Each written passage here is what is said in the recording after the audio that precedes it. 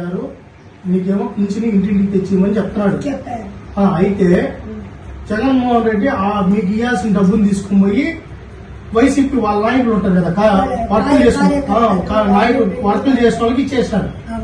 ఎక్కడ మీరు అపాతలు డబ్బు అడుగుతారని వాళ్ళు ఏం చేస్తారంటే చంద్రబాబు నాయుడు పింఛన్ ఆపిమని చెప్పారని చెప్పి చెప్తున్నారు. చంద్రబాబు నాయుడు ఎప్పుడో నాకు ఆపమంటాడా? ఆయన అందరికి ఒకసారి 2000 పెంచినాడు. ఒకప్పుడు అప్పుడు ఎమ్మెల్యే సుగుణమ్మ గారు భర్త ఆయన ఉన్నప్పుడు ఒకసారి 2000 పెంచినాడు.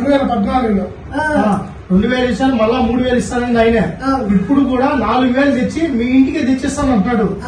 అయితే ఇప్పుడు పింఛనీయకుండా ఇప్పుడు ఓట్లు వస్తున్నాయి కదా, ఎలక్షన్ వస్తాయి కదా, మిమ్మల్ని ఆపేసి మిమ్మల్ని ఇబ్బంది పెట్టి జగన్మోహన్ రెడ్డి ఎందుకు పింఛనీ లేదంటే చంద్రబాబు నాయుడు ఆపిచ్చారని చెప్పి వాళ్ళు ఆపిచ్చినారని ఏమి చెప్పలేదు. ఆపలేదని ఏమి చెప్పలేదు. చెప్తున్నారా మీరు కూడా? మామూలుగా యూజువల్ గా ఎట్లా పెన్షన్ ఇస్తున్నారో, వృద్ధాప్య పెన్షన్, విడో పెన్షన్ ఎవరికి ఏమేమి ఇవ్వాలో అది 1వ తారీఖు చెందేయాలా వాళ్ళకి ఇవ్వాల్సింది. అది కూడా చంద్రబాబు నాయుడు చెప్పింది విన్నాను. చంద్రబాబు నాయుడు చెప్పాడమ్మా. అయితే ఇట్లా దుష్ప్రచారం చేస్తున్నారు. మీరంతా కూడా ఆలోచించి 4000 ఇంటికి తెచ్చిస్తారు. మీకు జగన్మోహన్ రెడ్డి 3000 రూపాయలు ఇస్తారని చెప్పాడు అప్పుడు. అయితే 2250 ఇచ్చారు 2 సంవత్సరాలు.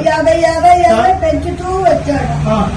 మీకు పెంచుకొచ్చి అన్నం తింటారా? ఒకసారిగా 3000 పెంచుతామన్న మనిషి సంవత్సరానికి 1000 రూపాయలు పెంచాడు. మీకు 28,000 అప్పున్నాడా జగన్మోహన్ రెడ్డి? ఎవరన్నా వస్తే మీరు నిలయండి. 28,000 మాకు ఇవ్వాలి, మీరు ఆ 28,000 మీరు తెచ్చింది మనం మాట్లాడదాము అని చెప్పండి. మీరేం బాధపడద్దండవా? 28,000 మీరు బాధపడద్దండి. మీ ఇంటికే తెచ్చి పిచ్చిలు ఇచ్చేదంత వరకు చంద్రబాబు నాయుడు గారు ఎలక్షన్ కమిషన్ తో మాట్లాడుతున్నాడు, చీఫ్ సెక్రటరీతో మాట్లాడుతున్నారు. మీరు భయపడద్దండి, మీకు వస్తుంది. ఒకవేళ రౌడీ రాజ్యం కదా సార్, మేము ప్రతిదానికి భయపడతాము. ఇంకా భయపడాల్సిన పనే లేదా? మేమంతా ఉన్నాం కదా, మీకు మేమున్నాం. భయపడాల్సిన భయపడాల్సిన పని ఎంతమంది ఉన్నాం. ఇప్పుడు నాకు భర్త వదిలేసి 20-25 ఏళ్ళు అయిపోయింది. మా తమ్ముడు ఇంట్లో ఉన్నాను. వాడికి నాకు సంబంధంలా. నువ్వు ఈ వదిలి వెళ్లిపో ఇంటి నుంచి అంటే నేను ఎక్కడ పోయేది? ఇల్లు ఇస్తాము అని పెట్టేశాడు. మిమ్మల్ని చూస్తే అప్పుడు 2000 చేసింది, మళ్ళీ 3000 ఇస్తాను చదవాలి. ఇప్పుడు 4000 ఇస్తాను. మీరు ఏం భయపడాలి?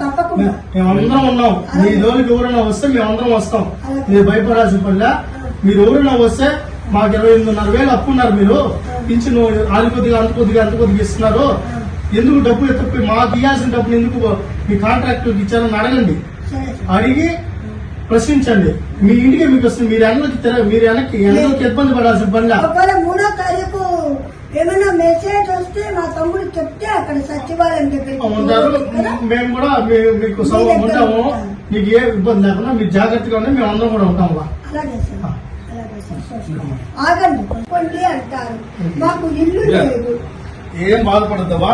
చంద్రబాబు నాయుడు గారు ముఖ్యమంత్రి అవుతాడు. ఇవన్నీ జరుగుతాయవా? మీరు ఏం భయపడాల్సిన పనిగా. మీరు ఊరిలో వస్తే రౌడీజం అంటే కుదరదు. ఎలక్షన్ కోర్టు వచ్చేసింది, అయిపోయింది, వాళ్ళ పని అయిపోయింది. మీరు భయపడద్దండి.